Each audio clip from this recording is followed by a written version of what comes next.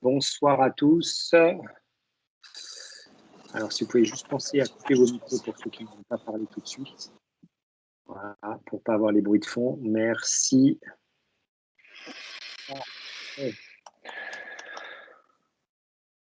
Voilà. Damien est là ou pas? Je suis là. Très bien, super.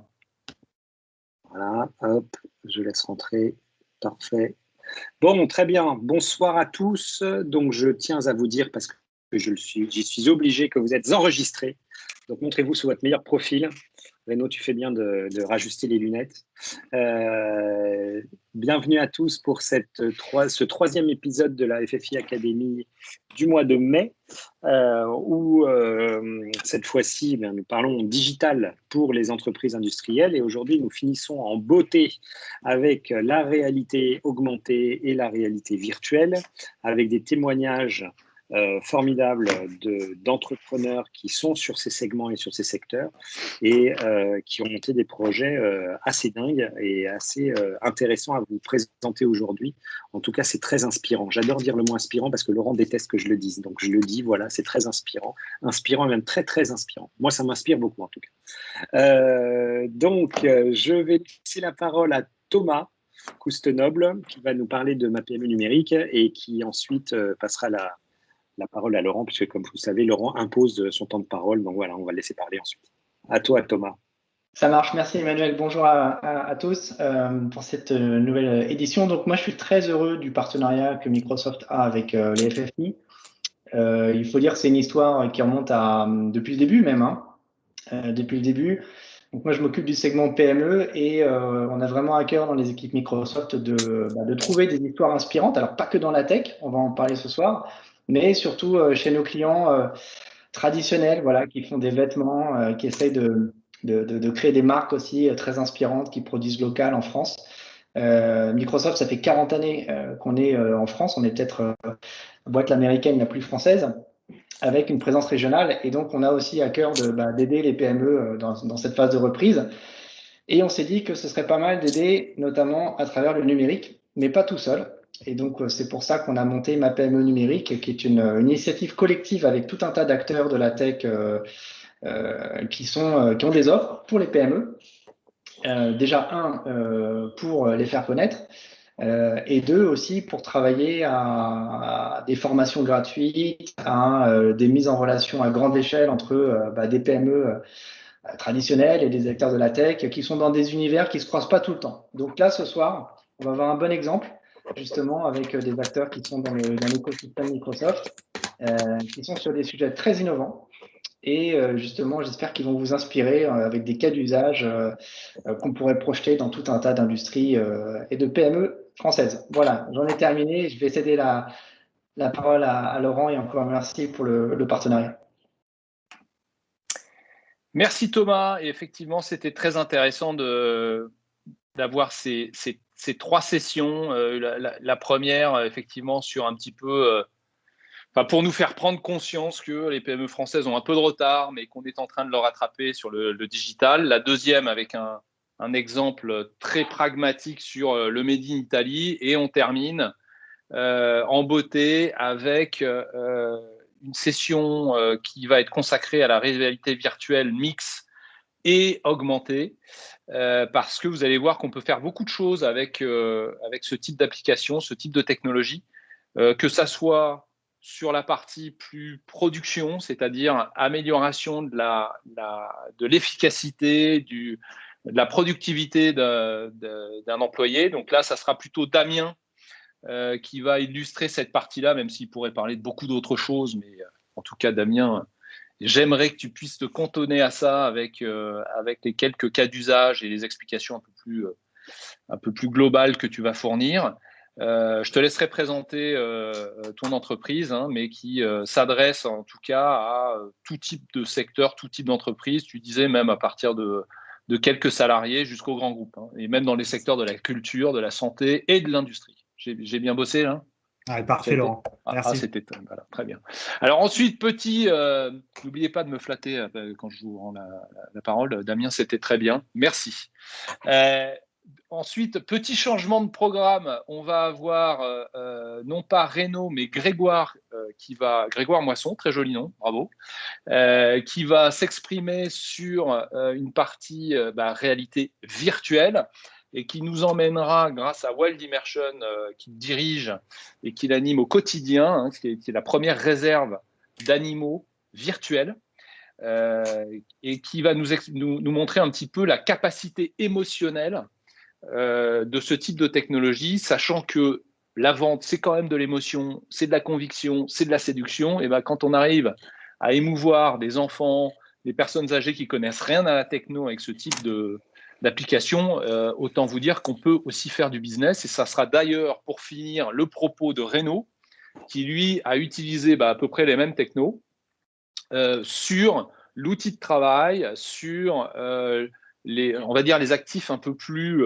physiques, pas seulement industriels, ça peut être agricole, ça peut être des zones, des jolies zones urbaines, mais en tout cas, voilà, c'est l'utilisation de ce type de technologie pour avoir un discours qui va positionner l'outil de travail beaucoup plus comme un outil de conquête, que ce soit de nouveaux employés ou de nouveaux clients, et non pas uniquement comme outil de productivité. Voilà, donc j'en ai déjà beaucoup dit. Maintenant, Damien, je te propose d'ouvrir le feu. Ce que je vous demande, c'est de faire à peu près 10 minutes chacun. J'allais dire en silo, hein, chacun traite son sujet. Vous avez quelques éléments pour illustrer. Et ensuite, il faudra qu'on garde un maximum de temps pour répondre aux questions et puis pour interagir les uns et les autres. Naturellement, on prendra les questions. Si elles ne sont pas trop désobligeantes, on y répondra. Sinon, on les ignorera, hein, comme d'habitude. Ok, super. On fait ça. Bon, je commence. Je vais partager un petit peu de contenu en même temps pour illustrer mes propos. Alors, attendez 2 petites secondes. Ça arrive. Voilà. Donc, pour me présenter rapidement, donc moi, je suis Damien Laverne. Je suis responsable de l'agence Sud pour Synergies et je m'occupe aussi de la partie commerciale. Et alors, avant de vous présenter Synergies, j'ai l'honneur de vous présenter les 3 technologies qu'on va aborder aujourd'hui. À la fois la réalité augmentée, la réalité virtuelle et la réalité mixte.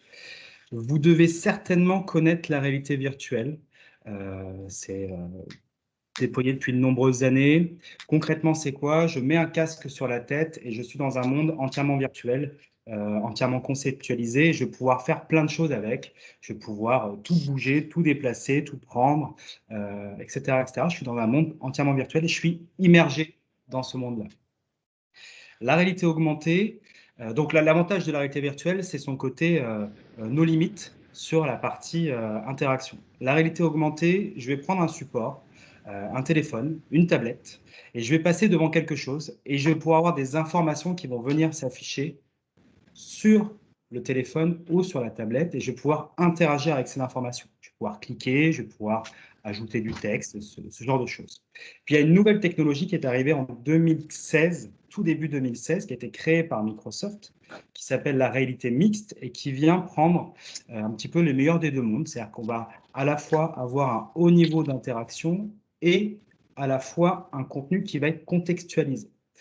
Et donc cette réalité mixte, elle est matérialisée avec un outil, ça s'appelle une HoloLens et c'est ni plus ni moins qu'un ordinateur auquel on aurait enlevé son clavier, sa souris et son écran et on se retrouve finalement avec nos mains, nos yeux, notre voix et notre environnement autour de nous. Concrètement, il y a une petite vidéo qui va s'afficher devant vous qui présente justement cette réalité mixte et après je rentrerai dans les cas d'usage et les gains qu'on obtient tout de suite grâce à ça. Mais là, en fait, vous voyez, la personne a mis les HoloLens sur sa tête et elle va pouvoir interagir avec des hologrammes. Ces hologrammes vont comprendre son environnement. Là, l'hologramme comprend la moto et va pouvoir indiquer à cette personne quelle réparation il doit faire, comment il doit faire la maintenance de la moto, la vidange ou des choses comme ça. Voilà, ça, c'est la réalité mixte. Dans le détail, en termes de caractéristiques, en fait, ce que vous avez, c'est que vous avez une mixité avec le réel. Vous avez des hologrammes qui s'affichent devant vous et vous pouvez interagir avec. Et les hologrammes peuvent interagir avec les machines, même machines et autres, tout l'environnement qui vous entoure. Deuxième caractéristique, c'est autonome, hein, c'est mobile. En fait, c'est comme un téléphone. Il y a une batterie, on se connecte à Internet sur le réseau Wi-Fi, sur une clé 4G, une box 4G ou autre. Et puis, bah, c'est parti, on peut travailler. Troisième caractéristique qui est la plus innovante, rupturiste, c'est son pilotage. Je vous le disais tout à l'heure, on a enlevé le clavier, l'écran, la souris, et en fait, bah, on pilote avec nos mains, avec nos yeux et avec notre voix, et donc on peut interagir directement avec cette matière. Et enfin, quatrième caractéristique, c'est la notion de partage. C'est-à-dire que cet environnement holographique, on peut la partager avec plusieurs HoloLens, et voire même d'autres choses que des HoloLens, des ordinateurs, des téléphones et autres, pour pouvoir interagir avec la personne avec qui on échange. Ça peut être un client, un fournisseur, un... Et donc, grâce à cette techno, on a plein de cas d'usage qui se déploient un peu partout, dans plein de secteurs différents, dans le domaine industriel, dans le domaine militaire, dans le domaine de la santé, culture, etc., etc. Avec des cas d'usage très concrets qui fonctionnent très très bien.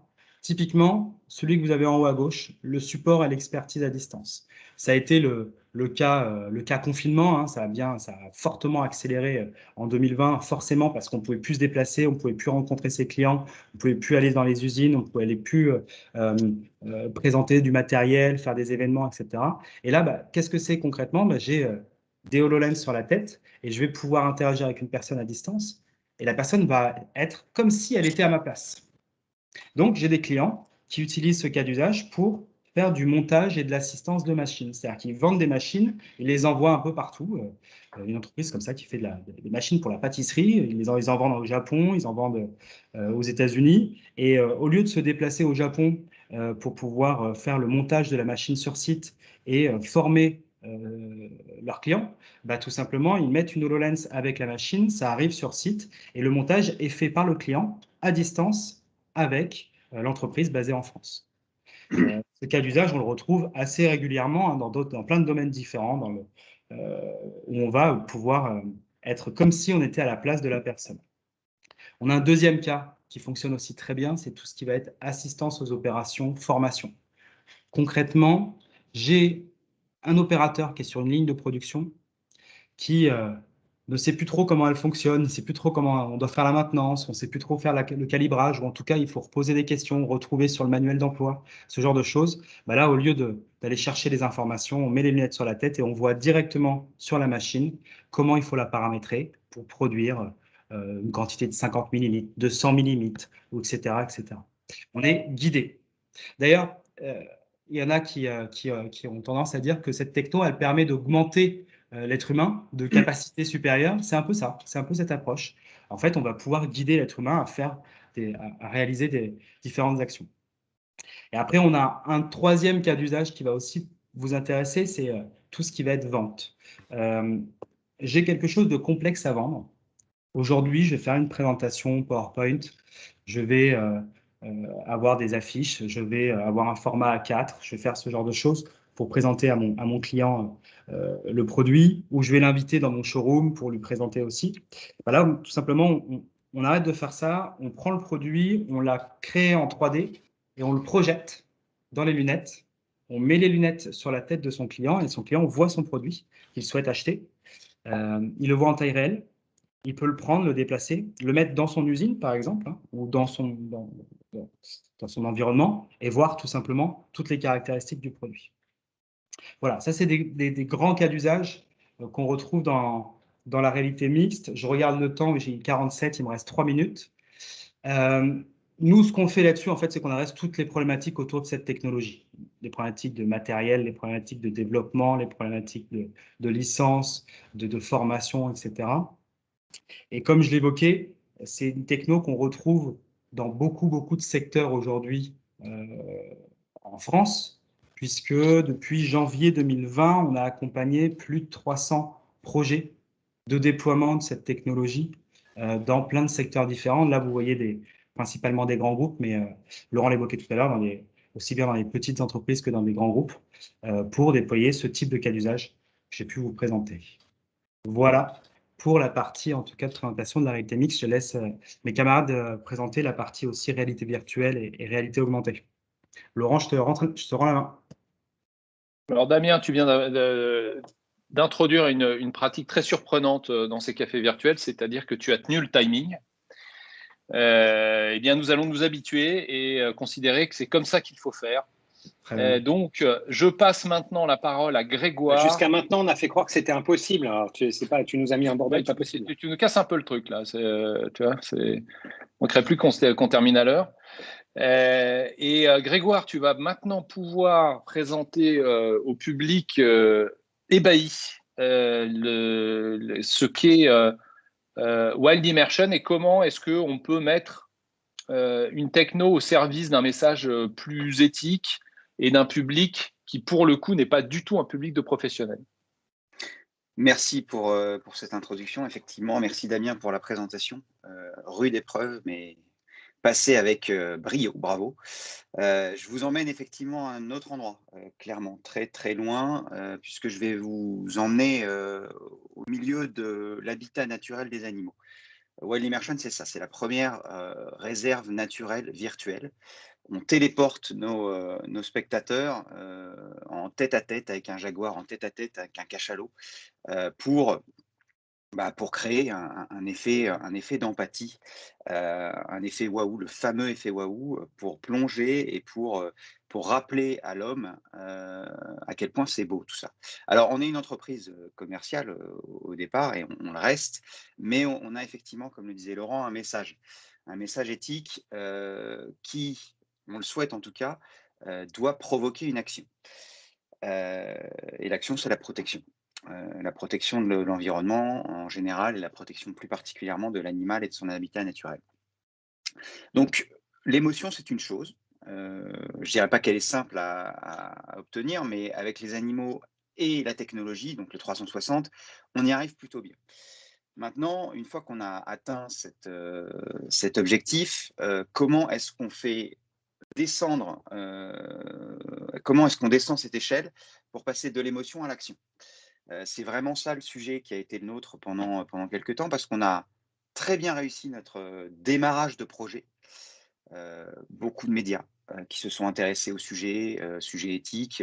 J'ai l'habitude de dire qu'on est à la confluence de plusieurs sujets, la technologie, l'environnement et l'entertainment. Tout ça, ça fonctionne très très bien ensemble. Mais il faut que cette base-là nous permette d'ériger une pyramide qui nous mène vers la protection de la nature. Et c'est bien là qu'est tout le sujet. Donc, comment on fait? On va utiliser cette technologie, on va utiliser cet émerveillement et on va le décliner, toujours grâce à la technologie, mais avec des technologies qui nous permettent d'accéder à un plus grand nombre, d'accéder à des devices plus simples d'utilisation, plus démocratisés, on va dire, que ne l'est la réalité virtuelle et ces casques qui ont pénétré le marché, mais de manière assez réduite pour l'instant, à part peut-être dans le B2B où ça commence à bien fonctionner. Voilà, donc je vais vous emmener dans notre parcours client, en quelque sorte. On reste, évidemment, je vais partager mon écran, donc suivez-moi. Et je vais vous montrer un peu ce qu'on a voulu faire et pourquoi on l'a fait et pourquoi on l'a fait comme ça.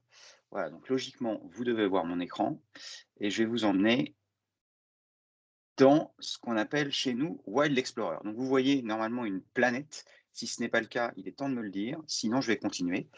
Et cette planète, c'est un peu le démarrage. Alors, nous, on a une cible famille. Hein. Très clairement, on vise l'enfant et ses accompagnants. Alors, ses accompagnants, ça peut être les parents, ça peut être les grands-parents. Donc, on va travailler sur des supports qui sont supposés faire réagir l'enfant et intéresser le parent, puisque à la fin, la protection de la nature, ça passera évidemment par l'enfant, mais c'est souvent les parents qui en auront la charge de l'action principale. Voilà, donc je suis sur cette planète et je sélectionne le cachalot. Ça me permet d'avoir un certain nombre d'informations sur le cachalot, un quiz, on rentre dans le ludique et on revient à ce que je vous disais, c'est-à-dire on va créer l'émotion. On va aller chercher ce cachalot là où il habite, dans l'océan. Donc si tout se passe bien, vous voyez mon écran et là je bouge. Je fais ce que je pourrais faire avec mon casque en 360, c'est-à-dire que je vais à droite, à gauche, en bas, un peu partout. Et ça, c'est de la 360. Alors, Damien a très bien présenté la réalité virtuelle. on oublie souvent d'évoquer que c'est du 360, la réalité virtuelle. Et que donc, on peut s'amuser à travailler la réalité virtuelle autrement. C'est-à-dire que nous, on ne fait pas vraiment la réalité virtuelle, on fait du 360 dans des cases de réalité virtuelle. On va aller voir un panda, tiens, pour la peine, vous avez le droit au panda. Voilà, donc l'idée, c'est vraiment d'aller chercher avec de la technologie cette émotion. Et grâce à cette émotion-là, que vous avez normalement maintenant, tout de suite, eh bien, je vais profiter de ce moment et je vais vous attirer sur autre chose. Par exemple, sur de l'information, sur qu'est-ce qui me menace, sur un quiz, sur du jeu toujours. Et derrière, évidemment, je vais vous emmener sur de la connaissance de marque, sur un territoire que maîtrisent mieux mes partenaires de présentation, qui peuvent travailler avec des entreprises industrielles. Donc voilà, c'est ce chemin-là qu'on essaye de faire, c'est se servir de la technologie pour plonger notre spectateur dans une réalité autre. Alors, c'est du 360, mais là où on peut dire que c'est de la réalité virtuelle, c'est que, en fait, vous ne plongez pas vraiment. Et grâce à cette émotion qu'on a créée, ce moment de magie qu'on a créé, on va reprendre le pouvoir sur le consommateur et l'emmener vers quelque chose, vers une plateforme de marque. Et là, je laisserai Renaud en parler beaucoup mieux que moi. On va réenchanter en fait tout un univers. Je vais faire un pas de côté et vous parler de réalité augmentée maintenant. Je vais faire toujours selon le même schéma. Je vais vous emmener pour vous montrer ce qu'on réussit à faire maintenant grâce à la technologie, des choses qui sont, ma foi, assez simples, hein, technologiquement parlant, et qui vont nous permettre d'appliquer. Donc là, j'ai emmené mon univers. Vous devez toujours voir ce que je vous présente. Et donc là, je suis toujours sur mon device.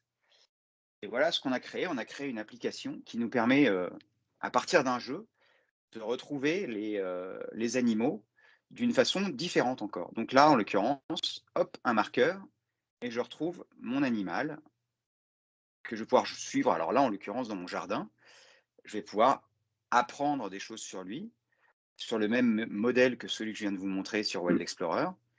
Voilà, donc il y a toujours cette histoire, cette histoire de jeu, cette histoire d'éducation, de réenchantement. Donc avoir un hara qui se balade dans votre jardin, c'est quand même assez exceptionnel. Je ne parle même pas d'avoir un zèbre ou une girafe. Et ça, c'est la technologie qui le permet. Donc voilà, on embarque réellement nos spectateurs. Grégoire, je te coupe juste une seconde pour que ça soit vraiment évident pour tout le monde. L'image que tu montrais, c'était un jardin qui peut être celui de chacun d'entre nous, où il y a un marqueur et ensuite il y a ce cerf ou ce perroquet qui vont bouger dans un environnement qui est celui de la personne qui est en train c'est la réalité d'utiliser le. Voilà. Ouais, c'est la réalité augmentée, donc on est dans son contexte existant, réel, et grâce à son téléphone, on va utiliser sa caméra et on va créer des images qui vont venir se superposer à son contexte et les voir évoluer. Donc là, j'ai travaillé nous évidemment, on travaille sur l'animal, on travaille sur l'animal sauvage, dans son environnement naturel, on crée cette espèce de sentiment d'empathie, cette volonté ce sentiment d'amour qu'on a pour l'animal. On se souvient, en voyant ces images, à quel point c'est beau. Et l'idée, c'est une fois qu'on a créé cette empathie, c'est de ramener les gens vers l'action. Alors nous, en l'occurrence, c'est une action de protection, c'est une action d'éducation. Mais je pense que Renaud va vous parler d'autres actions qu'on est susceptible de faire avec ce genre de mécanisme et ce genre d'histoire qu'on raconte. On embarque les gens, on a toute leur attention et c'est ça qui est important. On réussit à récupérer leur attention pour leur présenter un message cohérent avec ce qu'on vient de leur montrer qui les emmène plus loin. À toi, Renaud. Alors, je vais quand même pas donner la parole tout de suite à Renaud parce que quand même. Donc j'aurais tenté. Non, mais très bien, excellente Dommage, transition. merci quand Bravo. même. Voilà. Mais non, ce qui est très important dans ce que tu as dit, Grégoire, c'est que là, on a vu effectivement une technologie au service d'une éthique. Il y a une autre éthique qui est celle qu'on travaille beaucoup au sein de ce club, qui est l'éthique du Made in France. Hein, voilà. Donc, qui est un autre combat. Alors, c'est effectivement, c'est pas des animaux, c'est pas ce genre de choses, mais on voit bien le lien direct qu'il peut y avoir entre l'émotion, l'action, comme tu le disais, et effectivement, là-dessus, Renault va nous montrer comment est-ce que lui, il utilise des technologies similaires pour des messages et un retour sur investissement beaucoup plus concret d'un point de vue industriel et entrepreneurial. Renaud, c'est à toi cette fois. Alors là, merci Laurent, bravo. Alors, ça va être vraiment moins merveilleux que ce que vient de nous montrer Grégoire. Hein. Désolé, je vais essayer de ramener un peu de terre à terre dans ce qu'on a vu là, qui m'a beaucoup transporté. Mais néanmoins, ça fait partie de la genèse d'Inertio que d'avoir compris que l'effet waouh et cette immersion dans la réalité, comme tu l'as bien dit, et d'ailleurs comme Damien l'a bien présenté aussi au début, sous des vocables techniques, en fait, la réalité virtuelle n'est pas toujours, en tout cas en français, c'est assez mal traduit de l'anglo-saxon, n'est pas toujours virtuelle. Parfois, c'est de la réalité, comme l'a dit Grégoire, c'est-à-dire de la vidéo 360 dans des casques, puisqu'on sera vraiment immergé, plongé dans cet univers, à distance. Et ça intervient dans le vaste domaine de la réalité virtuelle. Et chez nous, chez Inertio et France Immersive, on fabrique des visites d'entreprise à distance. Alors, je vais vous partager une petite présentation brève pour qu'on essaye de comprendre mieux. Hop.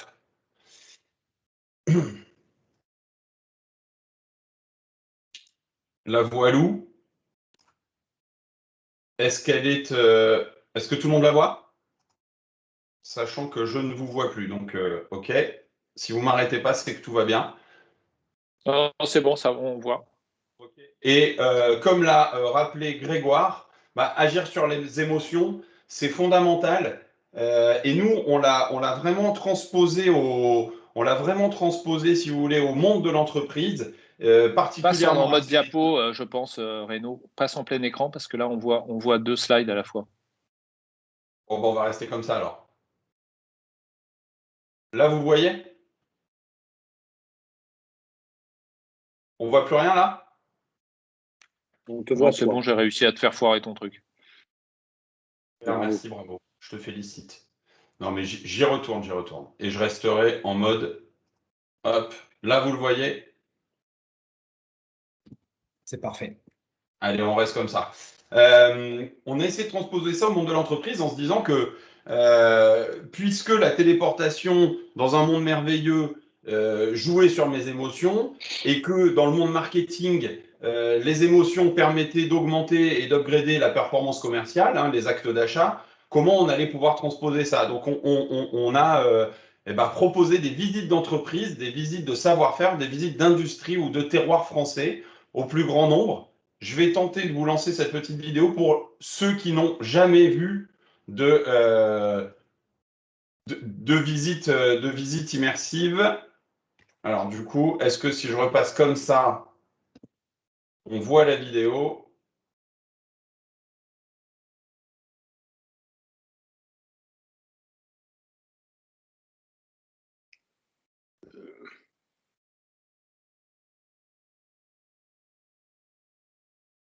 Il n'y a pas de son, hein, Renaud. Tu peux parler par Alors, donc, ok, c'est pas très grave, ça n'apporte pas grand-chose.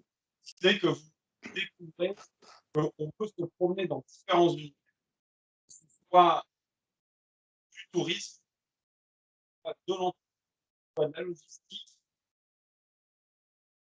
Et mon but aujourd'hui, c'est surtout de pouvoir vous montrer à quoi ça sert et quels sont ses impacts. Hop, je vais rester comme ça. Aujourd'hui, on propose des visites d'entreprise, du coup, comme outil pour les adapter à la force de vente. C'est-à-dire que moi, aujourd'hui, si je fabriquais des objets, à chaque fois que j'emmène un prospect dans mon entreprise, je sais que mon taux de transformation va s'upgrader. Par contre, quand je me trouve à Marseille, que mon prospect se trouve à l'autre bout de la planète, c'est compliqué de l'emmener dans ma vérité. Et du coup, le but du jeu, c'est de fabriquer un outil à peu près similaire. Saint-Jean, ce déplacement. On va pouvoir le proposer à des forces commerciales. On va pouvoir aussi le proposer au grand public par le biais de plateformes. Mais on va aussi pouvoir, dans certains cas, attirer des talents. Par exemple, des entreprises avec pour lesquelles on a fabriqué des visites immersives se trouvent dans des régions reculées et je me rends pas bien compte que l'outil industriel français a grandement évolué et de le visiter à distance une première fois tout au moins me donne tout de suite envie d'y aller pour de vrai. Donc c'est un petit peu le but du jeu. Grégoire l'a brossé très rapidement aussi. Ça permet d'ancrer durablement une marque ou alors de l'affilier à un territoire. Comme on m'a demandé de faire vite, j'accélère. Les domaines sont extrêmement variés. Alors, on en a vu quelques-uns brièvement. Le retail a un accroissement de sa performance immédiat parce que me promener, par exemple, dans l'outil de production des Georgettes, qui est une marque de bijoux qui fabrique en Ardèche, me permet de comprendre que ce bijou est fabriqué par des ouvriers, des employés, des collaborateurs français. Finalement, mon réflexe, c'est quand même d'être assez fier qu'ils soient faits chez nous et puis qu'on les paye dignement versus des pays où je maîtrise un petit peu moins les outils de production. Donc, on comprend quelques réflexes d'achat. Ça permet aussi de faire des journées portes ouvertes, par exemple, pour des écoles qui, physiquement, alors je ne vous parle pas de l'épiphénomène Covid, qui de toute façon ont fermé les portes, mais quand bien même dans la vie d'avant ou dans la vie de demain, je ne peux accueillir un certain nombre de collaborateurs et de visiteurs. Aujourd'hui, la Haute École de Joaillerie, par exemple, a permis de tripler son nombre de visiteurs à ces journées portes ouvertes. Alors, tripler son nombre d'avant, parce que cette année, sinon, c'était 0. Et dans des domaines beaucoup plus inattendus, par exemple Mars Marketing, qui est une société marseillaise de marketing digital, de marketing direct, qui a fait le choix société extrêmement bien représentée ce soir, Renaud. Ah j'en suis encore plus fier. Et Mars Marketing, son vrai facteur différenciant, c'est d'être implémenté sur notre sol. Le marketing digital et le télémarketing, comme on le sait tous, a beaucoup été délocalisé.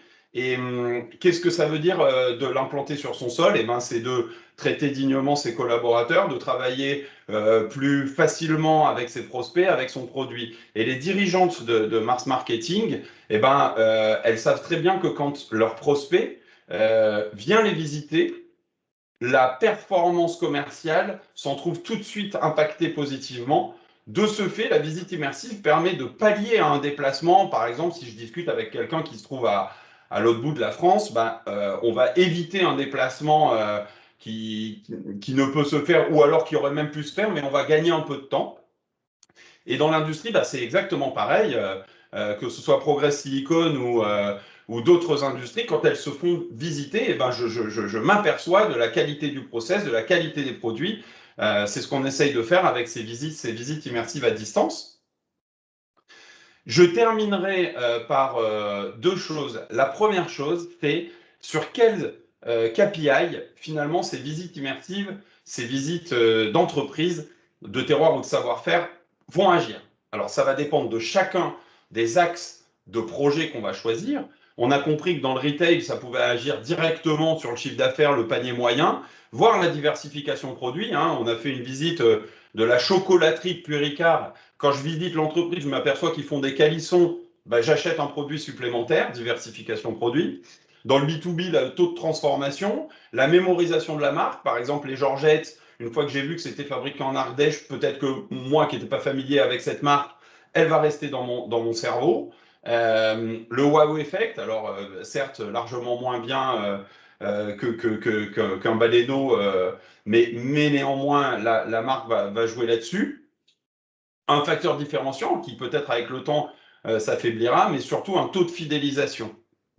Enfin, et je conclurai avant de rendre la parole justement aux forces françaises de l'industrie, nous on est très très fiers d'avoir pu créer finalement France Immersive comme étant la première plateforme de visite des savoir-faire des industries et des territoires français qui est dédiée Made in France. C'est-à-dire qu'on va fabriquer des visites d'entreprises et on va les mettre sur cette plateforme ouverte au plus grand nombre pour que on puisse, de notre point de vue, participer, même si c'est tout petit, participer à la réindustrialisation de notre pays en montrant qu'on préserve des savoir-faire. Si j'en prends un exemple dans lequel il faut impérativement pouvoir agir, l'industrie textile qui nous touche tous, évidemment, il est très important de pouvoir aller visiter ce qu'est une industrie textile chez nous, par exemple.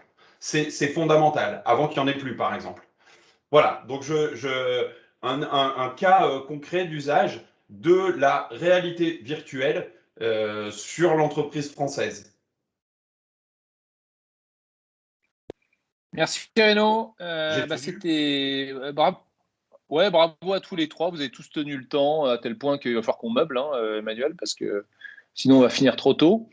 Moi, ce que je retiens également de ton exposé, Renaud, c'est que on arrive enfin à faire finalement de tout ce qui se passait un peu en back-office, qu'on ne voyait pas, on arrive à en faire un argument de vente.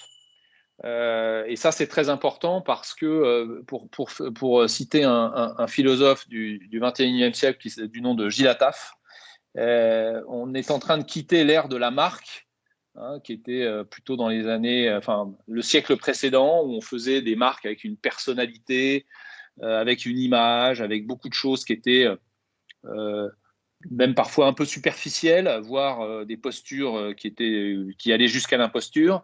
En fait, on vient de plus en plus à vendre non pas les valeurs de la marque, mais son origine, sa sincérité, son enracinement dans un territoire. Donc, ça fait partie des technologies qui nous permettent également de faire valoir cette appartenance nationale qui fait un petit peu la différence, en tout cas, qu'on a tous en tête quand on est membre des forces françaises de l'industrie. Voilà. Emmanuel, je te rends la parole si tu as eu des questions ou ce genre de choses. Mais avant cela, je félicite une nouvelle fois nos trois intervenants qui, en plus d'avoir été extrêmement clairs, ont été synthétiques. Bravo. Très bien, c'est vrai, c'est parfait. Très intéressant surtout, c'est vrai qu'il y a une remarque de Dan dans le chat qui dit la réalité virtuelle a un potentiel énorme pour le développement à l'international du Made in France. C'est vrai, c'est Renaud, c'est exactement ce que tu montres, notamment avec la visite de la savonnerie, mais avec d'autres également. Ça permet notamment dans les périodes qu'on est en train de vivre, qu'on est en train de finir de vivre, j'espère, on ouvre une vitrine formidable qui dépasse 1000 fois la seule vitrine qu'on a sur un site internet avec une vidéo qui est collée là. Le fait de mettre la personne de façon immersive, comme tu le dis et comme tu le vends dans l'entreprise est vraiment extraordinaire. Et en plus, on a certains publics, notamment asiatiques, qui sont assez friands de ce genre d'achat fait en ligne en voyant le produit. Alors, il n'y a pas encore le toucher, etc., mais peut-être qu'un jour on y viendra, mais c'est vrai que ce sont des choses hyper intéressantes. Je peux te l'étayer de 2 exemples très concrets et de chiffres. En Asie, en l'occurrence, la visite des Saintes Maries de la Mer, dans des casques, donc là pour le coup on revient dans de la vraie réalité virtuelle, qui n'est donc pas virtuelle, mais de la vraie réalité à distance.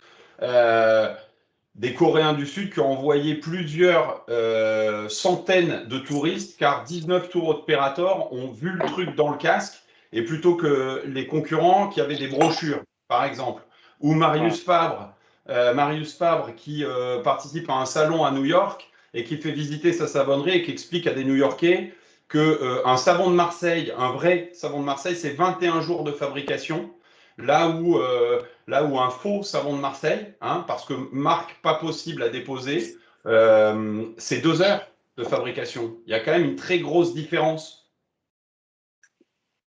Pour C'est vrai que ces compléter ce que publics-là, dit en plus. Renaud aussi, on travaille sur un projet là, qui va sortir dans peu de temps pour les monuments nationaux, où on a modélisé en 3D, mais en réel, hein, donc via de la photogrammétrie, la Sainte-Chapelle.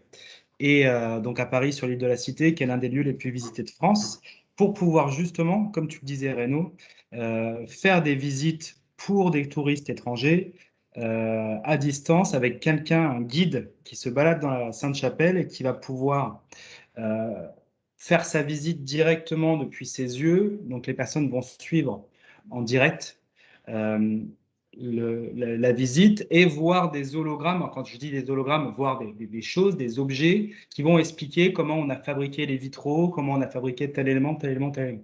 Et donc il y a ce côté où on enlève les distances.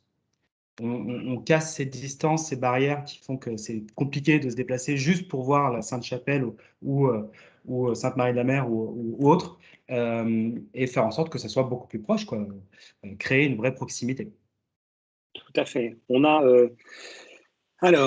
dans les questions Loïc Pochet qui nous demande quels sont les coûts moyens pour développer cela pour une entreprise.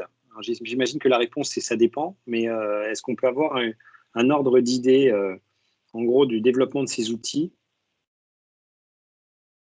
Moi, je peux évoquer rapidement la réalité mixte. Aujourd'hui, avec 5 000 euros, on a un projet qui est réalisé, déployé, des équipes formées, du matériel, et on peut faire de l'assistance à distance, du support, se connecter avec des clients ou des fournisseurs à distance. Voilà. Je te laisse Ok, décider. Renaud. Renaud. Renaud, Pardon, excuse-moi. non, pour le coût moyen, enfin le coût à peu près approximatif pour mettre ça en place Pas cher. c'est la C'est bonne ça que vous réponse. voulez? Non. Non, mais en fait, je vais faire. Renaud, combien coûte une voiture? Alors, je viens de te parler de KPI et de retour sur investissement. Ce qu'il y a de très très important, c'est ça, à mon sens. C'est-à-dire que le coût, c'est une chose, mais le gain en est une autre. Je pense que Damien l'a décrit en partie, mais en fait, on fait tout pour que le projet ramène de l'argent. C'est-à-dire qu'on a de la chance, on fabrique des projets assez merveilleux qui, en plus de ça, ramènent du client, ramènent du prospect, ramènent du taux de transformation, ramènent du produit moyen, ramènent, etc., etc. Et du coup, oui, il y a un coût. Allez, je vais te donner un coût. Une visite d'une usine, c'est autour de 10 000 euros, par exemple. 10 à 12 000 euros. Et c'est notre coût qui est pas loin de ce coût-là parce que c'est de la vidéo 360. Il existe des solutions un peu low cost en photo 360, mais pour la vraie immersion, de mon point de vue, il faut de la vraie vidéo pour que le cerveau se projette. Il faut que j'ai une équipe de tournage, une scénarisation, parfois de la voix off, et après du montage informatique. Mais surtout, moi par exemple, ce matin, j'ai dit à quelqu'un, j'agirai pas pour vous, il voulait faire des visites de magasins. La vidéo 360, c'est trop onéreux pour une visite de magasin. Enfin, je termine là-dessus, mais par exemple, on a signé petit clin d'œil avec Daison Hydraulique, qui est une entreprise en Provence, qui fabrique des grosses machines pour tester je sais pas moi, les aérofreins d'avion, voilà, pour mettre sous pression un certain nombre de sujets. Cette entreprise, elle a tout intérêt à se faire visiter tellement c'est génial ce qu'elle fabrique et en plus elle est normée. C'est une entreprise qui est 4.0. Du coup, est-ce que c'est cher, pas cher? Je ne sais pas dire. Tu as raison, on peut pas vraiment déterminer. D'ailleurs, je vois qu'il y a plusieurs questions sur le tarif dans le chat. J'ai envie de les mettre toutes en une en leur disant, écoutez, envoyez-nous un petit mail et on vous mettra en rapport avec Damien, Grégoire, Renaud, pour que vous puissiez en discuter avec eux, puisque chaque cas est particulier. Je pense que de toute façon, c'est un investissement et pas une dépense qu'il faut mettre dans votre budget marketing, mais encore faut-il en avoir besoin. C'est-à-dire que Il faut vraiment avoir quelque chose à montrer. Comme tu dis, Renaud, si c'est juste montrer une boutique avec ses étagères, ça ne sert pas à grand-chose. Il faut donner envie. L'exemple que tu prends du savon de Marseille, il est excellent et les Américains sont très sensibles à ça. Eux qui sont un pays sans ou avec très peu d'histoire, cherchent justement tous ces produits qui ont de l'histoire et c'est ce qui leur plaît dans la culture française notamment. Donc, Les Japonais aussi. c'est vrai, les Japonais aussi. Donc, c'est vrai que à partir du moment où on montre du savoir-faire, où on montre de la relation produit, de la relation avec des ingrédients, ça instaure une espèce de vérité et une instantanéité, une réalité dans la chose sans avoir besoin de se déplacer. Donc, il ne faut pas systématiquement avoir envie de le faire, il faut que ça se prête à votre mix marketing, tout simplement. Et ensuite, je pense que chaque cas est différent. Donc là, on va vous dire, oui, là, ce que disait Laurent, que vaut une voiture, c'est exactement ça. Tout dépend de ce que vous voulez dedans, quoi. Un élément peut-être chiffré pour compléter, mais c'est ça, c'est pas un coût, mais c'est un investissement. Microsoft, là, représenté par Thomas aujourd'hui, a sorti une analyse sur la partie réalité mixte, parce que vous avez bien compris que c'est le sujet qu'on aborde chez Synergis principalement, mais une analyse sur la réalité mixte par un cabinet extérieur, un cabinet qui s'appelle Forrester, et qui a analysé justement l'impact de la réalité mixte, et ils ont sorti un chiffre. Je vous évoquais 5 000 euros d'investissement tout à l'heure, et ces 5 000 euros, ils permettent de générer en moyenne 80 000 euros d'économie par an, en déplacement, en temps. Donc clairement, il y a un gain immédiat et assez évident, quoi. Assez d'ailleurs impactant. Alors, on a quelques remarques. Merci beaucoup, Damien. On a quelques remarques dans le chat. Attendez, je reprends parce qu'il y a eu pas mal d'interventions. Du coup, pendant que tu reprends, j'apporte un deuxième chiffre. Vas-y, on t'écoute. Aujourd'hui, les vidéos institutionnelles sont presque plus regardées. C'est-à-dire qu'une vidéo institutionnelle, avant, elle faisait, 2 minutes, 3 minutes. Et le temps moyen quand on regarde une vidéo institutionnelle, c'est quelques secondes. Nous, le temps moyen d'une visite immersive, c'est 3 minutes 19. C'est-à-dire que la personne va venir en conscience visiter quelque chose et elle va s'instruire, comme l'a d'ailleurs dit Grégoire. Grégoire, c'est pareil, si je m'amuse dans son application, je vais rester vachement longtemps. Donc, c'est un autre moyen de communiquer sur une marque, sur une entreprise, etc. 3 minutes 19, on a un temps d'imprégnation quand même assez formidable. Là où, en fait, sur une vidéo institutionnelle, c'est peut-être maintenant un petit peu dépassé. Ok, on a une remarque de Bernard Tartinville. Alors Bernard, pour ceux qui le connaissent, c'est un éminent membre de l'écosystème. Il est photographe professionnel et c'est un vieux de la vieille, on va dire. Il est un photographe qui aime travailler à l'ancienne, mais qui aussi s'est mis au goût du jour aujourd'hui avec tous les outils modernes. Il dit, alors pour la petite histoire, il a récemment collaboré avec l'Office du tourisme de Saint-Gervais et c'est lui qui a fait sur le site de l'Office du tourisme de Saint-Gervais, vous avez une ascension virtuelle du Mont Blanc en HD. Fait avec des appareils Leica, donc vous avez vraiment l'impression de grimper en haut du Mont Blanc, c'est magnifique. Donc c'est lui qui a fait ça.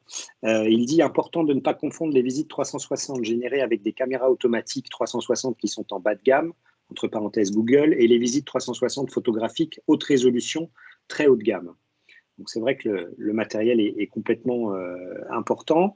Bernard, si tu veux à un moment donné intervenir, tu me fais signe. Ensuite, André-Yves nous dit Damien, bel exemple de la Sainte-Chapelle. Dans un rapport à Atout France il y a 10 ans, je préconisais que chaque territoire se vende sur le web en donnant envie à l'internaute japonais de venir un jour le visiter. Visite et vente en ligne pourraient tirer eux aussi pendant les périodes où les voyages seraient stoppés et ensuite aide aux visiteurs venus sur place. Pascal Frelon qui nous dit « Peut-on accéder à ces vidéos gratuitement? C'est considéré comme de la promotion, point d'interrogation. Peut-on en disposer? J'en ai besoin pour mon site produit en France. » Pascal, envoie-moi un petit mail et je te mettrai en relation avec nos intervenants, comme ça sera plus simple pour solutionner ça. Et Thomas Coustenoble qui nous dit « Et pour compléter, lorsque les équipes monde de Microsoft souhaitent développer un cas d'usage poussé par HoloLens, ils mettent en avant le patrimoine français et font appel à des experts français comme Synergis ou le studio Asobo.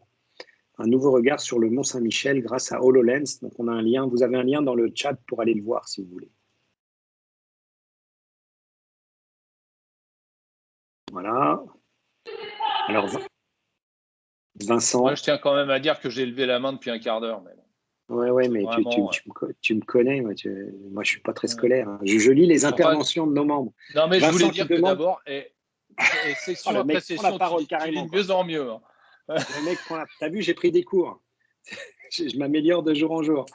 Vincent Thévenin nous demande si le projet est adaptable à une production alimentaire de petite taille pour la création d'une école de cuisine. Je pense qu'il y a un moyen de s'adapter, Vincent, mais encore une fois, un petit mail et je te mets en relation avec nos amis. Vous avez des liens mis par Thomas dans le chat. Alors Laurent, on t'écoute. En fait, je voulais prendre la parole pour la donner, s'il est encore là, à Pierre-Antoine Constantinedes, qui m'a fait une petite remarque pendant les exposés, qui était très intéressante. Dans le chat, Bernard vous a mis le lien pour l'ascension du Mont Blanc, si vous voulez aller voir.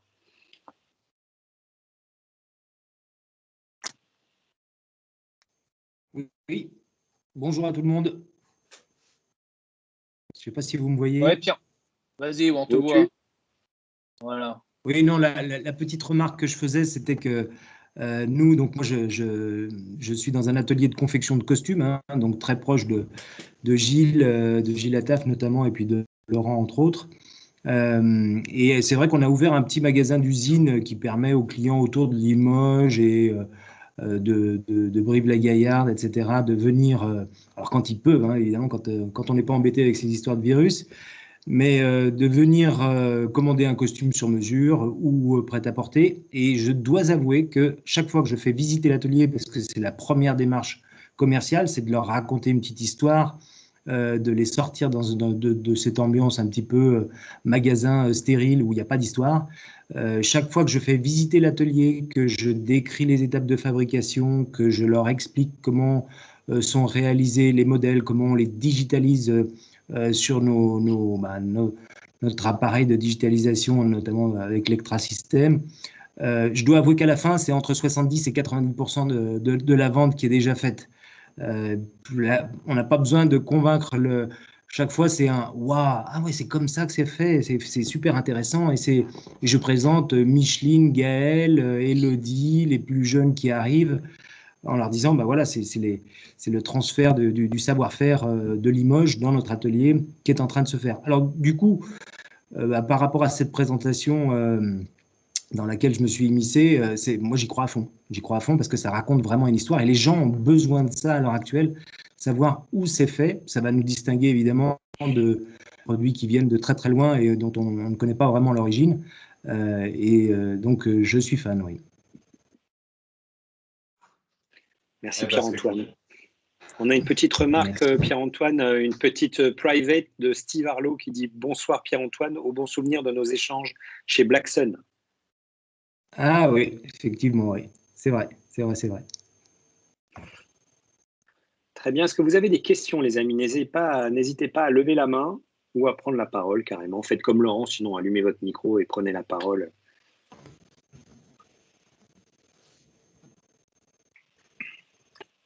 Et du coup, Pierre-Antoine, bien embêté. Moi, j'ai une petite question. Bonjour Pierre-Antoine. Bonjour. Du coup, effectivement, toi qui connais bien l'univers du manufacturing, de l'usine, comment tu te projettes sur ces scénarios? Parce que là, tu as parlé du fait de pouvoir visiter peut-être l'usine, mais la réalité mixte, on peut aussi l'utiliser pour la maintenance des machines. Je sais qu'il y a parfois des machines sur lesquelles il faut reformer aussi les personnes qui sont en atelier. Donc, cette dimension formation, maintenance des machines, est-ce que tu penses que c'est accessible aujourd'hui pour une PME industrielle dans le textile? Alors, oui. Il y a deux effets. En fait, le premier, c'est effectivement dans la transmission du savoir-faire. Moi, la dernière fois que je suis allé dans un salon en Allemagne qui était hyper connecté, c'était passionnant parce que dans les machines à coudre, effectivement, il y a la surveillance un petit peu de l'état de la machine et puis le fait que la mécanicienne qui est en train de piquer ne sait pas forcément bien régler sa machine est obligé de faire appel à un mécano à côté. Ça, c'est le premier effet, c'est-à-dire qu'en appuyant sur un bouton, elle peut éventuellement avoir un réglage possible grâce à un film, ou même montrer au mécano qui peut être loin, pas forcément dans un grand bâtiment, et qui peut être soit à l'extérieur, soit loin du poste, le problème qu'elle a pour que le mécano ne se déplace pas pour rien et vienne avec la pièce détachée. Mais ça, c'est le premier aspect. Le deuxième aspect, c'est la transmission du savoir-faire, où une jeune qui arrive, qui ne sait pas exactement où elle doit poser l'étiquette de marque sur le col de la veste ou à l'intérieur de la veste, va juste avoir une espèce de didacticiel qui va lui permettre d'apprendre à le faire très facilement sans que on nécessite la présence d'une formatrice. Donc moi, là-dessus aussi, j'y crois beaucoup. Tout ce qui est connecté, images connectées, et puis communication entre la mécanicienne, la machine, et puis peut-être un formateur. Je pense qu'il y a vraiment quelque chose à explorer sur cet aspect formation. On a des partenaires aussi comme Mimbus en France, MIMBUS, qui proposent de la réalité justement virtuelle et mixte pour former aux métiers de l'artisanat qui sont manuels, voire techniques. Et donc aujourd'hui, on a des cas d'application très intéressants dans le domaine de la formation, de la transmission des savoirs. Et je pense que ça peut être aussi un argument marketing de plus pour valoriser une marque. On parlait du savon tout à l'heure. Pour valoriser les savoirs, la transmission, le temps de la production, la boucle locale. C'est pas forcément obligatoire de faire appel à des présentations marketing produits, mais je pense vraiment marketer ce qui se passe en usine, marketer également les usages, la façon de produire, ça peut être vraiment très intéressant, je pense. Ouais, clairement, ouais. Et du coup, je ne sais pas, Damien, s'il y a des exemples chez Synergies. Tu as présenté des scénarios tout à l'heure, mais sur la formation notamment. Je ne sais pas si mon micro est ouvert. Oui, c'est bon. Si. Ouais. Oui, j'étais justement en train d'aller chercher une vidéo pour vous présenter un cas d'usage, typiquement avec de la formation. Donc, je vais retrouver le lien et je vais vous la partager. On a ça dans pas mal de domaines, hein, les sujets de formation. Alors, c'est avec une solution qui s'appelle Microsoft Dynamics Guides en anglais, mais guide en français. Donc, c'est vraiment cette notion d'être guidé. Et donc, on a des clients qui s'équipent de ces solutions pour pouvoir faire leur parcours de formation eux-mêmes. C'est hyper simple en plus. Vraiment, pour vous dire une citation, un verbatim client, c'est plus simple de faire du guide que de faire du PowerPoint. Donc voilà, c'est des choses vraiment très simples.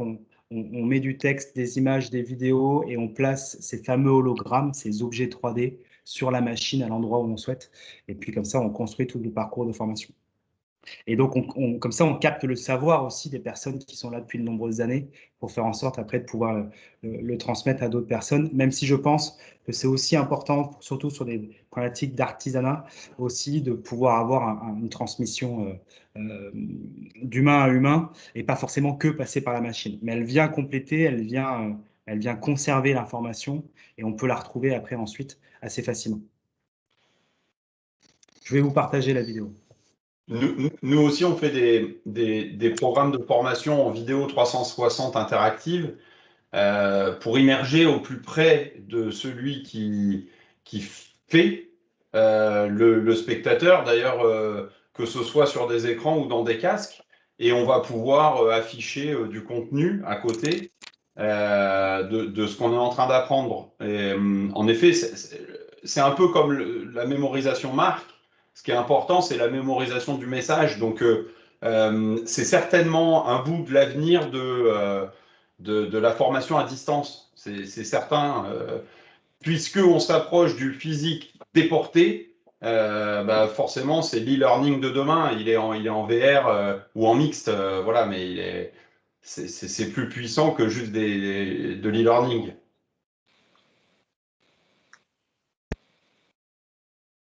Très bien. Alors, je suis un petit peu, il n'y a pas particulièrement de questions, plutôt des interventions sur le chat. Je vous laisse les voir. De toute façon, vous y aurez accès avec le replay. Je confirme, juste pour illustrer ce que vient de dire Renaud, c'est qu'on a annoncé aussi côté Microsoft une technologie qui s'appelle Microsoft Mesh, qui justement va permettre en fait de pouvoir collaborer en temps réel comme ça avec des avatars en alliant le physique et le virtuel. Donc, typiquement, je suis dans mon bureau, je mets mes HoloLens et je peux retrouver mes collègues en virtuel autour de moi et partager des objets. Donc, ça peut être typiquement un produit sur lequel on a besoin de travailler, sur une formation.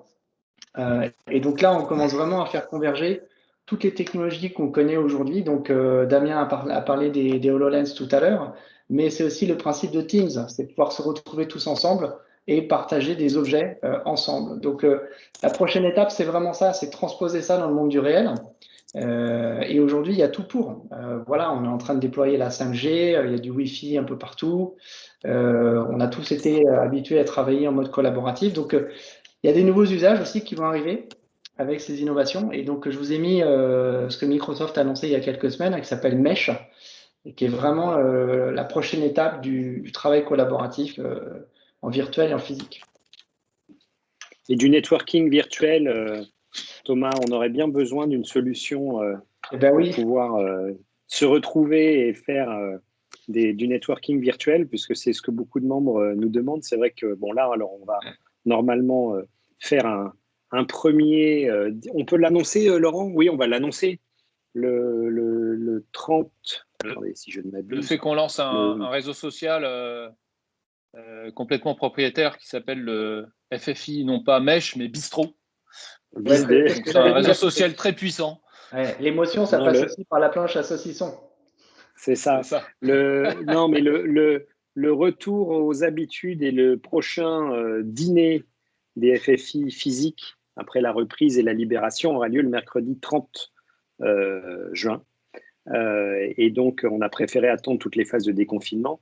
Mais c'est vrai qu'avoir un outil qui permettrait de pouvoir faire un networking, certes virtuel, mais le plus sympathique possible et le plus agréable possible, le plus réel possible, entre des gens dans différentes villes, puisque c'est ce qu'on va développer notamment dans les prochains mois, puisqu'on a des membres qui sont candidats pour ouvrir les antennes régionales dans 8 villes.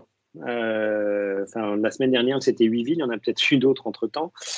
C'est vrai que ça pourrait être sympathique d'avoir quelque chose où on se voit de la façon virtuelle, mais la plus réaliste possible pour pouvoir justement faire du networking et partager des bons moments autrement que juste comme ça en 2 dimensions devant un écran. Je vais juste compléter ton point sur le dîner, c'est qu'on réfléchit aussi, même si les contraintes ne seront pas toutes levées, donc on est en train d'arrêter une date pour non pas un dîner, mais un déjeuner qui pourrait s'éterniser pendant l'après-midi.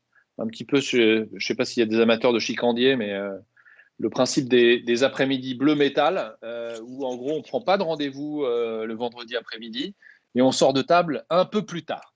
Voilà. Donc s'il y a des gens que ça intéresse, vous nous le signalez, mais on est en train d'arrêter une date également pour ça. Et j'avais moi un point qui est assez intéressant. Je trouve que ce qui est intéressant quand on vous écoute, c'est qu'on voit maintenant que la technologie va mettre de la transparence, va apporter beaucoup de transparence dans les processus de fabrication. Donc, c'est assez marrant de voir que la technologie qui a permis pendant un temps d'éloigner les centres de production très, très, très loin des centres de consommation, avec tout le dégât que ça a pu générer, notamment dans des pays comme la France, est en train finalement, dans ces versions les plus innovantes, d'aider à rapprocher les centres de production des centres de consommation, c'est-à-dire de réindustrialiser. Donc ça, c'est assez saisissant. Et c'est vrai qu'il y a pu y avoir des gens qui étaient plutôt anti-technologie en disant, bah voilà, vous voyez, avec cette technologie, on met des call centers à l'autre bout du monde, on met des usines à l'autre bout du monde et on s'en rend même pas compte. Et là, au contraire, là, on voit bien que la technologie, par la transparence qu'elle apporte, et surtout par cette obligation de sincérité qu'on voit maintenant, parce que les postures qu'on pouvait avoir avant maintenant ne tiennent plus. Hein. Le moindre tweet, la moindre photo s'échappe de n'importe quelle réunion, et donc on voit bien la réalité des entreprises. Et donc voilà, les anti-tech peuvent redevenir pro-tech parce que c'est quand même des outils, outre de productivité, également des outils finalement de transparence. De transparence et de sublimation des produits aussi. Hein. C'est-à-dire que parfois, aujourd'hui, je pense que n'importe quelle entreprise qui a à un moment donné besoin de pas juste présenter un produit, mais être fier de sa fabrication. Enfin, je pense qu'il y a vraiment une position à prendre pour notamment les entreprises Made in France, puisqu'on défend ce savoir-faire. Et dès qu'on arrive à démontrer, et Gilles, je ne sais pas si tu es connecté, Gilles, si tu es encore avec nous, mais il pourrait super bien en parler. Je suis là. Il suffit de visiter l'usine de France Manufacture pour comprendre pourquoi un costume Made in France vaut ce prix-là. Ce qui, en plus, pour un costume Made in France, n'est pas un prix exorbitant. Mais quand on visite, qu'on peut toucher qu'on peut toucher les tissus, qu'on peut voir la coupe, le temps que ça prend, et surtout les personnes qui sont engagées là-dedans, et qu'on compare derrière avec une usine en Chine ou au Pakistan ou d'autres pays où ça peut être fabriqué, là, le consommateur comprend tout de suite. Dès qu'on lui explique, qu'on lui montre pas que le produit fini, mais qu'on rentre derrière, déjà, il aime parce qu'ils se sont inclus dans l'action du produit, mais en plus, ça le personnalise. Hein, Gilles? Absolument, et puis je pense que cette période va aussi donner une prime à la sincérité, et le fait d'être en capacité de montrer comment sont fabriqués les produits, mais dans quelles conditions aussi ils sont fabriqués, par qui ils sont fabriqués. Je pense que c'est un élément fondamental. De toute façon, le consommateur va être en demande de traçabilité, et donc quoi de mieux effectivement pour être sûr des produits qu'on achète, de voir dans quelles conditions ils sont fabriqués. Donc je suis absolument en phase avec ça, tout à fait. Tout à fait. Et effectivement, on n'imagine pas qu'une veste aujourd'hui, c'est 150 opérations. Et c'est aussi, ça fait partie de l'éducation du consommateur, mais il y a une vraie demande aujourd'hui de la part du consommateur, pas seulement dans le vêtement, mais dans tous les sujets. D'ailleurs, c'est pas pour rien que les visites d'entreprise se multiplient, et le fait de pouvoir le faire d'une façon virtuelle, en réalité virtuelle ou augmentée, c'est intéressant aujourd'hui. Et nous, on travaille avec Entreprise et Découverte, qui est en train d'exploser dans la visite d'unités de production. Alors, ça marchera encore mieux quand on pourra se déplacer de manière plus facile. Mais je pense que c'est des sujets effectivement qui vont être au cœur de la demande des consommateurs très rapidement. Et effectivement, je rejoins ce que disait aussi tout à l'heure Thomas concernant les problématiques de formation. Il y a aussi cette vision à mon avis, essentiel de pouvoir se dire qu'on va être en capacité à terme de pouvoir à la fois montrer les productions, mais de savoir comment on peut former les gens sur ces produits. Et la maintenance prédictive fera aussi partie des sujets de la réalité augmentée, parce que tout à l'heure, Thomas parlait effectivement de formation, mais je pense qu'il y a aussi le volet maintenance prédictive, où on va avoir besoin aussi de réalité augmentée, puisque en intelligence artificielle, c'est un sujet qu'on est en train de travailler aujourd'hui, nous, sur tout ce qui est usine du futur. Merci Gilles. Est-ce qu'on a des questions, les amis? Est-ce que vous avez envie de lever la main? Parce que je vois que l'heure de l'apéro arrive, parce qu'on a... Oui, je sais. Mais avant de te donner la parole, on a des membres déjà qui nous proposent d'organiser des cocktails dans leurs locaux en octobre, machin. On sent que l'appel de l'apéro commence à se faire sentir. C'est pour ça. On t'écoute, Laurent. Ouais, un point qui est très intéressant, c'est quand on prend des statistiques sur le taux de transformation d'une vente. Sur un site internet où on va avoir accès à un argumentaire texte et une photo éventuellement une petite vidéo ou ce genre de choses. Quand on a un site internet qui transforme 3,5% de son trafic en achat, c'est une très bonne performance. quelqu'un qui rentre en boutique, c'est entre 60 et 70%. Pourquoi? Parce qu'en fait, vous avez beaucoup plus de sens qui sont sollicités. Donc, plus on est dans une démarche qui va être émotionnelle dans la vente, plus on génère de l'émotion, de l'attachement, plus on a de chances de transformer. Donc, c'est pour ça que les lieux de vente, les lieux physiques restent des lieux très performants dans la transformation, alors avec toutes les contraintes qu'ils ont à côté, c'est-à-dire que vous ne pouvez pas avoir tout le stock que vous avez sur Internet. Parfois, vous avez des vendeurs qui ne savent pas. Parfois, il faut se déplacer. Enfin, il y a beaucoup de choses comme ça. Mais quand on rentre dans la boutique, quand on commence à toucher, quand on commence à discuter avec un vendeur, on est embarqué par une histoire, une émotion qui fait que, généralement, on transforme. Donc, ce qui est intéressant dans ces technologies, c'est qu'on arrive à enrôler plus de sens que sur un site Internet classique. Donc, vous faites plus d'émotions et l'émotion fait vendre. Mais c'est tout le propos, en fait. Hein. Le propos de la 360, Grégoire l'a montré sur le monde animalier, mais le propos de la 360 en entreprise, Gilles l'a un peu dit, c'est que du coup, on ne triche pas. C'est-à-dire que on va montrer l'envers du décor, c'est-à-dire que je ne vais pas filmer devant moi, et cette émotion, elle est générée, moi je dis souvent chez mes clients, alors on va ranger un petit peu, mais les acteurs, c'est les collaborateurs de l'entreprise. Ils racontent parfois, parce qu'on les interviewe, leur vraie vie. Et en fait, ils ont la vraie vie et du produit et de l'entreprise. Et on l'aime comme ça, cette entreprise. Entreprise et découverte, par exemple, à démocratiser la visite physique. Et il y a des centaines de milliers, voire de millions de visiteurs aujourd'hui d'entreprises.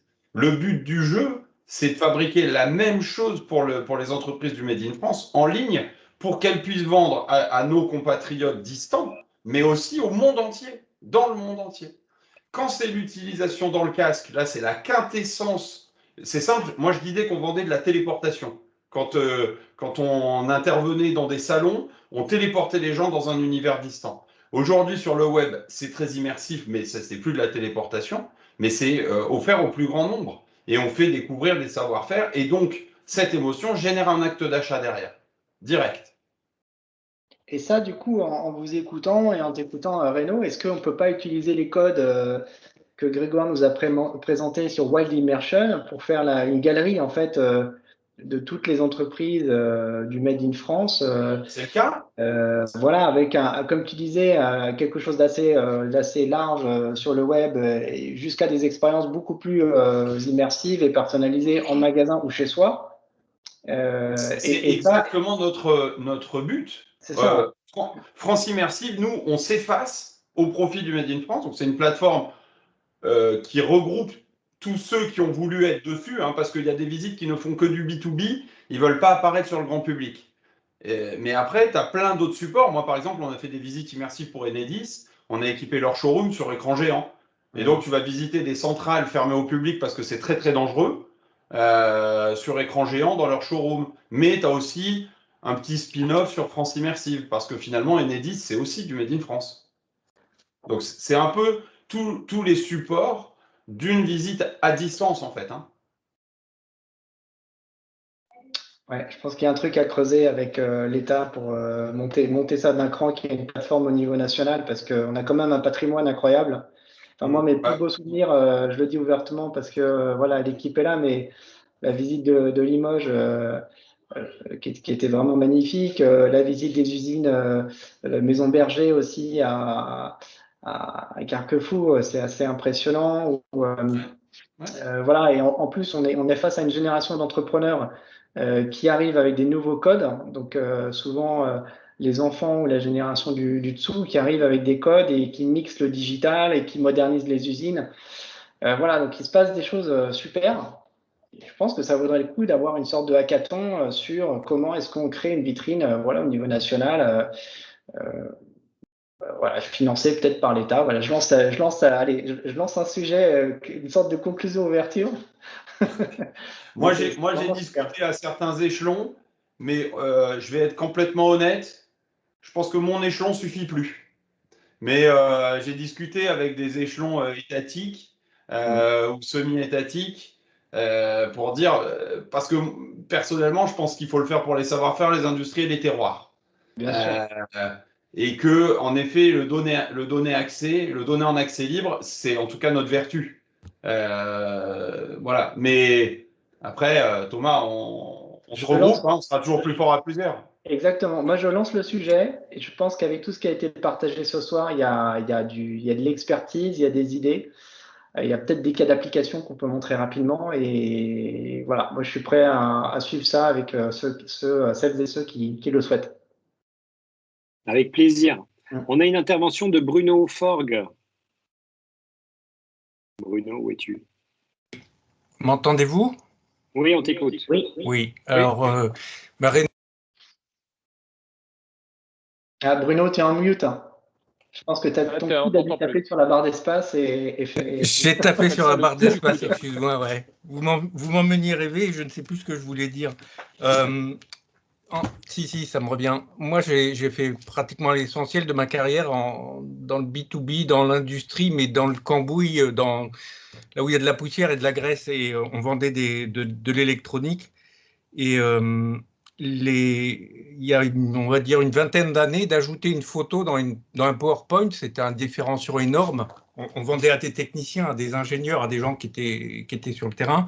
C'était déjà très impressionnant. Et puis après, on a mis de la vidéo montrant le bureau d'études, montrant l'atelier qui assemblait. Et c'était différenciant par rapport à nos confrères.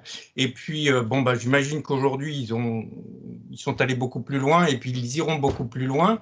Et puis, voilà, c'est à peu près tout ce que je voulais dire. Mais déjà, ici aussi, au niveau de la maintenance des machines, les techniciens de maintenance, ils apprenaient, ils avaient 3 jours de formation sur une machine pour être sûr de bien intervenir au bon endroit. Quand il fallait dépanner une machine à 2 heures du matin sur une ligne qui ne s'arrêtait jamais, il y a un niveau de stress qui est important et donc il faut le calmer, il faut tout un tas de... Et d'avoir accès à de l'information visuelle qui lui dit tu prends la pièce comme si tu tournes 3/4 dans ce sens-là et puis 2/3 dans celui-là et puis sur le logiciel, c'est une vraie aide qui n'a pas été beaucoup utilisée mais qui a encore beaucoup de potentiel. Et bon, tout ça on ne le voit pas et c'est pas ça qui va faire vendre forcément les produits, mais pour les fabricants des machines, c'est déjà une réalité, oui, d'utiliser la réalité virtuelle dans leur projet. Ou alors, ce que j'ai vu aussi, c'est avec un client, ce qu'on avait fait, c'était d'amener une machine qui n'existait pas encore dans une ligne qui existait. C'est-à-dire qu'on prenait une vieille machine, on l'enlevait et on faisait rentrer une nouvelle machine à la place. Et il fallait organiser un tas de choses de synchronisation sur la ligne de production, évidemment. Et puis un petit détail amusant, c'est que cette prévisualisation de l'environnement a permis d'identifier par quel chemin on allait pouvoir sortir la grosse machine qui ne passait plus par certaines portes. Et donc, ça a permis de visualiser quelque chose qui n'existait pas, voilà, un déplacement de grosses bêtes dans un environnement. Il y a une poutre qui avait été placée entre-temps et qui gênait. Ce sont donc au niveau du gain de temps, ça commence déjà, je pense, chez le développeur de la machine, l'installateur, celui qui en assure la maintenance. Et puis après, Damien, je pense que je pense que tu vois à peu près de quoi je parle. Ça concerne tout le monde et je crois que le front-end, l'acheteur final, le client final, il ne voit qu'une partie de l'iceberg, j'ai envie de dire. Enfin, je ne sais pas ce que tu en penses, Damien, mais la réalité virtuelle, elle apporte beaucoup dès qu'on commence à mettre des boulons et des bouts de tôle ensemble et des moteurs et des vérins et des pistons et qu'il faut les faire vivre pour fabriquer des produits qui vont être commercialisés. Bon, excusez-moi, j'ai été bavard. Non, mais c'est toujours intéressant. Merci pour ces partages. Est-ce que on a une dernière intervention? Sinon, je propose que Laurent et ou Thomas concluent et disent le mot de la fin de ce café virtuel, parce que je suis le gardien de la clepsydre et celle-ci se termine. Emmanuel, C'est là. je ne sais pas si tu m'entends. Oui, si. C'est qui, Bernard? C'est toi qui parle, Tu m'entends? Oui, on t'écoute. Ouais, Bernard. Oui, je vais juste faire une remarque. Moi, je fais de la visite virtuelle 360 depuis 2015 maintenant. Et quand j'échange avec mes clients, je me suis rendu compte d'une chose, c'est que très souvent, les clients étaient prêts à accepter une qualité d'image très médiocre au motif que l'image est un 360. N'oublions pas qu'une image, on doit garder le même niveau d'exigence quand on veut représenter un site euh, avec une photo 360, une vidéo 360, qu'avec une vidéo normale ou une photo normale. Et souvent, les gens se disent, c'est un 360, donc c'est normal d'avoir une qualité médiocre. Je vous dis ça parce que depuis le début de cette réunion, j'entends parler beaucoup d'émotion. L'émotion, elle passe beaucoup par la qualité de la photo. Si je pense à cet atelier de vêtements de confection, si on peut voir la matière, parce que la qualité de la visite virtuelle sera suffisante, si on a l'impression de pouvoir toucher le tissu, l'émotion, elle passe par là.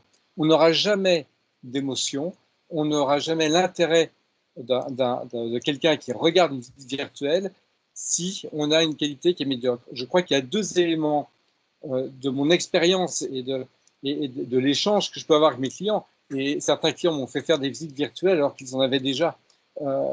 Justement, pour transformer ces visites virtuelles, il y a deux choses qui sont importantes. C'est la qualité de l'image. C'est par là où passe l'émotion et c'est le contenu de la visite virtuelle. Le contenu, ça va être les informations, soit un aspect ludique, ce qu'on a vu en début de la réunion avec les animaux, des petits quiz, ou alors, quand on est dans d'autres secteurs, ça va être les informations dont a besoin l'observateur ou qu'a envie d'entendre l'observateur. Il faut lui fournir, par l'intermédiaire de textes, de spots, de vidéos qui peuvent être inclus dans une visite virtuelle.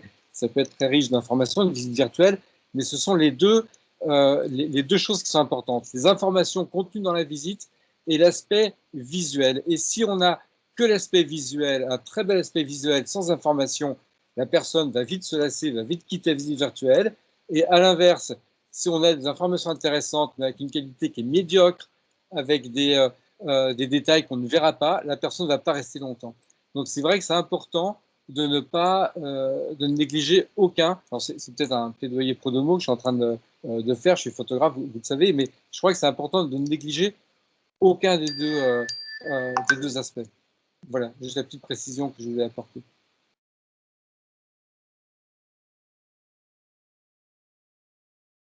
Merci Bernard. On a le témoignage du photographe qui a cette notion historique et artistique, puisque pour ceux qui ne te connaissent pas, tu as une grande expérience, notamment en photographie de mode, et donc à vouloir faire passer ce message, c'est vrai que l'appétence est super importante à faire passer dans ce qu'on essaye de faire passer à l'image. Mais c'est vrai que moi, je suis bluffé de voir les résultats qu'on voit. Alors là, on l'a vu sur l'écran de nos ordinateurs, mais c'est vrai quand on voit ce que font Damien, Renaud, Grégoire, quand on le voit en live, vraiment avec soit des masques pour être en immersion, soit sur des écrans un petit peu plus impressionnants, c'est vraiment bluffant. Ou comme l'ascension du Mont Blanc que tu as fait, Bernard, dont tu nous as mis le lien. C'est dingue parce qu'on y est, quoi. C'est vraiment super impressionnant. Voilà les amis, on se rapproche tout doucement de la fin. Merci pour votre participation. Est-ce que Laurent, tu veux dire le mot de la fin? Je suis toujours obligé de lui donner la parole par contrat. Je suis désolé, hein, Thomas, je préférerais que ce soit toi qui conclue. D'ailleurs, si c'était toi, ça serait bien. Mais voilà, donc Laurent, est-ce que tu peux nous dire le mot de la fin? Il cherche sa blague, il ne trouve pas. Non, je n'ai pas trouvé ce soir de blague. Non, tu n'as pas trouvé. Bah alors, Manu. Bah bon, écoutez, je préfère que tu conclues, Laurent. Sinon, tu as vu ce qu'il avait proposé, Manu, c'était peut-être pas ce qui est le plus pertinent pour finir. Sur notre chat, ouais, non, on ne va pas faire ça. Exactement. Tu as bien raison. Non, parce qu'il faut que vous sachiez qu'il y a le chat avec les blagues, machin, et puis après, il y a notre chat à nous par WhatsApp avec nos vraies blagues, donc qui sont un degré au-dessus encore. Celles-là, vous ne les voyez pas. Alors, Laurent, t'écoutes. Voilà, tu rigoles de plus en plus après tes blagues. Fais gaffe. Il y a des gens qui ont mal fini à côté. Bon, alors donc, écoutez, merci à toutes et tous. On termine donc effectivement ce triptyque, parce qu'on est français, donc il faut 3 étapes, je vous rappelle, sur la technologie au service de la réindustrialisation. On va bientôt pouvoir se relancer dans une nouvelle session de la FFI Academy. Donc là, on est encore en train de vous concocter quelque chose. Mais ça sera très probablement autour de, enfin, c'est même pas probablement, hein, puisqu'on a déjà commencé à en dévoiler certains éléments, c'est que ce sera autour de la réouverture et de comment réussir à rouvrir après cette période un petit peu particulière. Voilà, donc très bientôt on se reparle de cela et d'ici là, vous avez notre LinkedIn. Et surtout, restez à l'écoute parce que pour ce déjeuner et cet après-midi bleu métal, je pense que ça va être sympa. Puis le dîner et enfin, à partir de juillet pour les premiers et septembre pour ceux qui suivent, écoutez, on aura le plaisir de venir découvrir des nouveaux restaurants, mais cette fois-ci en région.